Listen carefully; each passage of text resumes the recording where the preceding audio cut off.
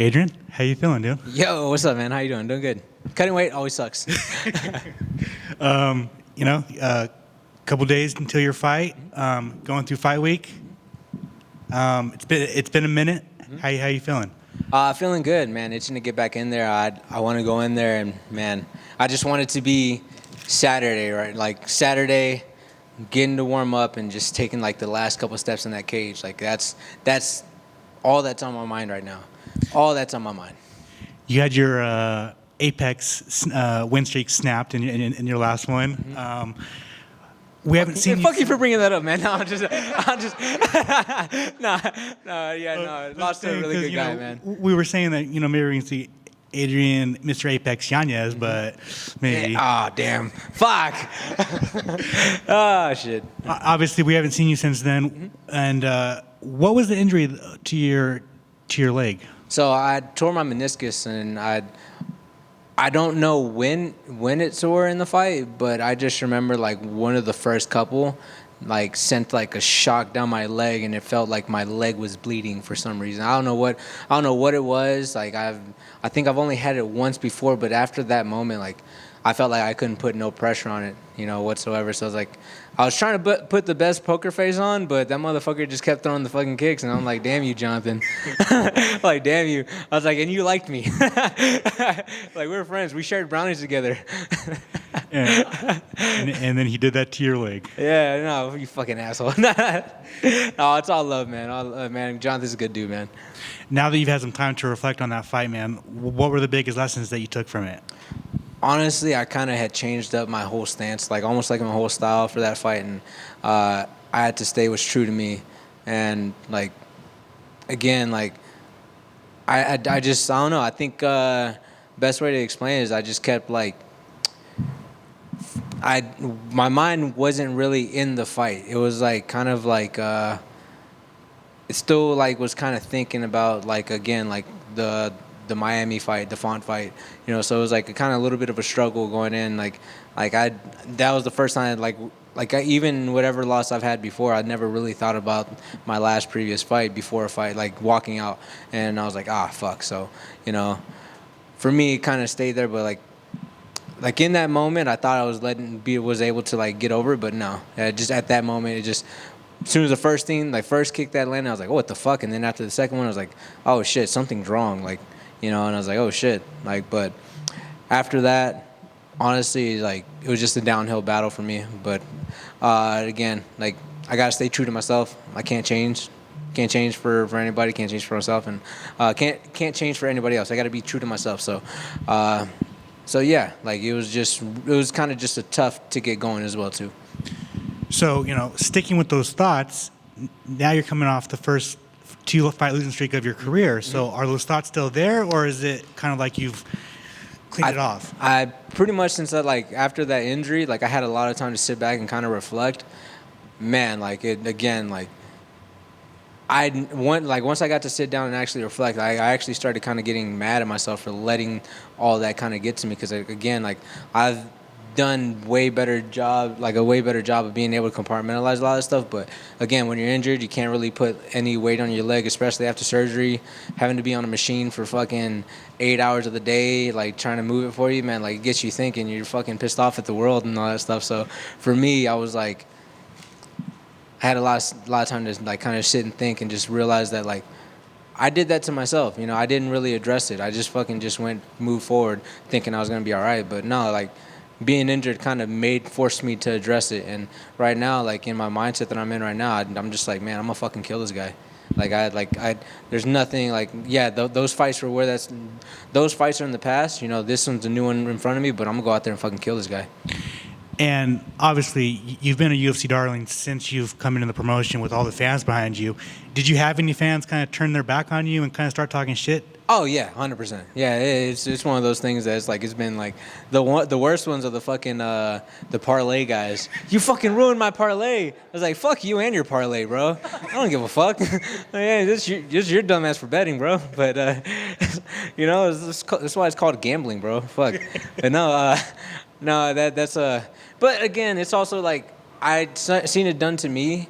I can have that reaction close my phone and be done with it. But then I open my phone and I start seeing it done to other fighters, and I'm just like, bro, like, that guy's a good guy. Like, what the fuck are y'all doing? Like, y'all don't fucking know these people. Yeah, you're talking mad shit. And I'm like, bro, bro, like, I don't know. It gets annoying, especially whenever I watch it happen to other fighters. For me, I'm like, yeah, you know, fuck it, it is what it is, you know. For me, every once in a while, yeah, on Instagram, I'll choose one fucking guy and I'll go after that motherfucker. I'll go after that one motherfucker. Everybody else, I'm just like, delete, block. So I'm like, yeah, I don't want that negativity in my life. But if I get that one motherfucker, I'm telling you. Wait, am I supposed to be cussing? My bad. I'm too relaxed right now. Like, So then they come with you with the name Vinicius. Did you know who he was at all? At the moment, no. Like, I honestly, the way it happened, I remember I was training. I was training over here in Vegas. While we're training, Jason pulls me over. He's like, "Hey, you got to fight." I was like, "Okay, cool." Went back to training, and I was like, I didn't really even like stop to even talk or think about it. 5 minutes later, I was like, "Wait, who am I fighting?" And then they told me Vinicius. Like, "Oh, okay." Went back to training, and 5 minutes later, I come back and like, "Who the fuck is Vinicius?" I was like, "Hey, like, didn't know who he was." But then I looked, and I was like, "Oh, I've seen this guy before." Again, I'm not good with names. Not good with names. So I remember seeing his face. I was like, "Oh, okay, yeah, I know exactly who this guy is." But yeah, I was kind of like, again, like, it was one of those things. It's like, oh, he's coming up from flyweight, and I was like, oh, okay. I was like, I think we had lunch. You know the names that I was talking about too. That completely hit me out of left field whenever I got Vinicius out of the blue. So I was like, yeah. But at the same time, man, I'm glad. I got a fight. I'm glad that I got one in May. You know, I was looking for a fight to get back in there. I wanted to get back in there by the time we had that lunch. So it was like, for me, I wanted to go out there and like be in there ASAP. So I was just glad I got a name, glad I got a date, and that made everything else kind of fall into place for me. Obviously, you've had time to study this guy now, and what do you think of the matchup? I think it's a fantastic matchup for me. All I gotta do is like keep my base, stay technical, tactful, and just making sure that I make it a beautiful disaster for him. Like, just make sure that I hit him, and make sure that whenever I hit him that he feels it. And again, like, I can't get away from my base because I gotten away from it one too many times, and I've worked on that this whole camp, like making sure that like I got my base. Because again, for me, the way I look at this fight is, as long as I stay tight and I stay clean, like, this should be an easy dub. Is it going to be one of those finishes where you're just going to be like, yeah, you remember me now? Honestly, I'm gonna let it feel whatever it feels in the moment, man. I don't want to be like, oh yeah, like, I'd be happy with this, like, because again, if I finish this guy, I'm not gonna be happy. Like again, like, it's one of those. For me, it's like, yeah, I was supposed to do this. Like, I'm supposed to be doing, like, in my head, where I'm at, like, mentally, is like, I'm supposed to be doing what I like what I've done, like my first 5 fights in the UFC. I'm supposed to be doing that to everybody, you know. So for me, I'm not gonna be. I wouldn't be happy, you know. In this moment that I'm talking to you, yeah, I'm like, it might be. I don't know exactly how I'm gonna feel, but right now in this moment, I'm not gonna be happy. But who knows? I might go in there and knock him out and be like, oh, fucking shit, yeah, I knocked this motherfucker. Yeah, so I don't know. It just depends. Honestly, it just depends. And finally, you trying to hop on that spear card? Oh yeah, 100%. That's a once in a lifetime thing. I would 100% love to fight in the sphere. You know, I would just like to see like the aesthetics of it. You know, probably catch yourself. You know, you land a good shot, you look up at the screen, trying to be like, oh shit, and the whole screen, you just gotta look up wherever you turn. You got the fucking screen in front of you, so you're like, oh shit, damn, like, it's all around you. I think that would be a really cool experience. I'd 100% be down for that. Thanks, man. Hey. You don't think you'll be distracted, like, logistically speaking, because we've been thinking about how they're going to actually pull that off, because I feel like you'd be distracted by that, right? See, yeah, I think I would be. I think I would be, but also, too, like, I think if I hit the guy, I think the guy's going to be looking at that, too. He's like, oh, shit, like, damn, I just got hit, and, like, there's no way nobody missed this, you know? So that's the way I'm thinking about it, you know? For me, if I were to fight at the Sphere, that would be one thing that I would have to try to do, is making sure that I stay focused, stay honed in, zoned in, and yeah, just let it fly, you know, just let it fly. Because again, it's gonna be really cool having a highlight reel just played all over the screens like that. You'd have to prepare for that by, like, sparring in Best Buy with all the yeah, TVs 100%. around or Yeah, you something. got to get all the TVs around you. Yeah. Thank you, my man, for taking the time. Oh yeah, no problem. Let me circle back real quick to what you were talking about with Alex, Okay. the dark side of the losses, Yeah. of the ups and downs of the fight game. What, was there anything good that came of it? What was give me the positive of that? Oh yeah, the positive is realizing what mistakes I made. Like again, I'm one of those guys that like once I get the overall view like of how my year was or how my fights went, I usually try to not to make the same mistake twice. And 2023, I noticed I got way too comfortable. You know, I thought I was doing all the right things, but again, it just wasn't the right things. You know, so for me, mentally preparing and also physically preparing and also like technically preparing as well too. So for me, I can't I'm not letting that shit fucking happen again, you know. So I gotta go out there and perform at the highest of levels. And if I'm gonna perform at the highest levels, I gotta make sure I don't get comfortable, because you get comfortable, you stop doing everything at the highest level. You're just doing just enough to get by, and I'm not with that anymore.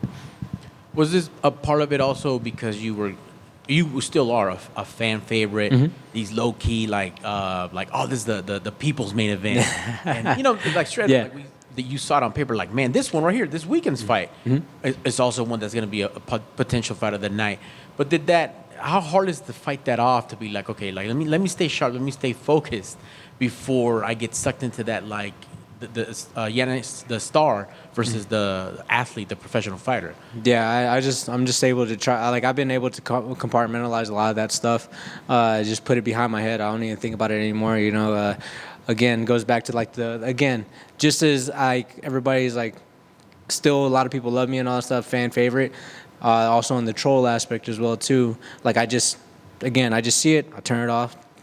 I'm able to get off and not even have to think about it. I'll just sit back and all right, cool. Just never happened. Again, I appreciate the love and support 100%, but again, like you're never as good as they say you are. You're never as bad as they say you are. So again, that's the mindset I had. I'm gonna go out there and just making sure I'm technical, tactful, and I'm making sure that I'm making it look clean. Excellent, sir. And last for me, just for the education, Okay. for everybody watching, when you said away from my base, is that what you mean? Yeah, Or if you could elaborate on that. Yeah, no, away from my base is like pretty much like I've gotten out of stance in my fights. Like I've gotten out of stance. I let myself kind of get way too loose a lot of times. Like if you watch that fight with Font, like I was squared up with him. Like the finishing sequence was me being squared up, and I'm swinging from like way back where, trying to fucking knock him out, trying to get him off me. But again, that was me, my base, my head was off placement, so there was a lot of things I can look at that tactfully, and that's where I meant like where my base, making sure that my legs aren't underneath me. And this feels like I'm talking with you and Dom Cruz or something. Yeah, yeah, we just had a conversation not too long ago. No, I'm kidding. No, No, I'm kidding. man. Thank Yeah. you, sir, and good luck on Saturday. Oh, thank you. Appreciate it. All right, let's go.